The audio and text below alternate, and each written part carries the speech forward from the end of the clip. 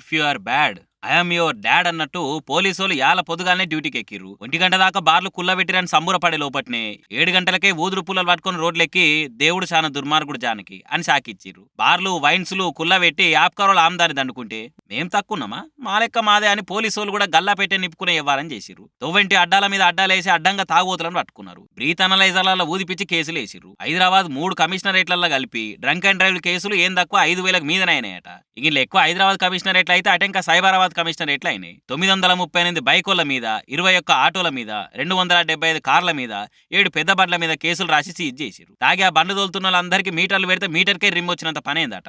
ఒక ఆయన అయితే తెల్లారితే మళ్ళా రోజు ఉంటుందో ఉండదో అన్నట్టు తాగిండట. ఆయనకు మీటర్ పెడితే 544 పాయింట్లు చూపించి మీటరే సోయి తప్పి కింద పడిపోయిందట. ఇక ఇంకో ఆయన 448 పాయింట్లు వచ్చిందట. ఆ వాసనకు మీటరే బేవాస్ అయిందట. ఇంక ఎక్కువ 18 ఏళ్ల పోరాల నుంచి 25 ఏళ్ల యూతోలే ఎక్కున్నారట. ఇక పాత బస్తీలో తనైతే మందుబాబులు మస్తు రెచ్చిపోయిర్రు. డంక్ అండ్ డ్రైవ్ టెస్టులు చేయాలని ఆపితే పోలీసుల చెంప మీదకెళ్ళి కొట్టినట్ట మహేంద్ర సింగ్ అనట ఆయన. మరి ఎవరితో మాట్లాడుతున్నాము ఏం చేస్తున్నాం అని సోయి లేకుండా గింతగనం తాగిరన్నట్టు ఆడాడ. ఇక తాగితందుకు వైన్సులు కుల్లబెట్టి చీకటి పడంగానే బ్రీత్ అనలైజర్లతోటి రోడ్లెక్కిరి పోలీసులు.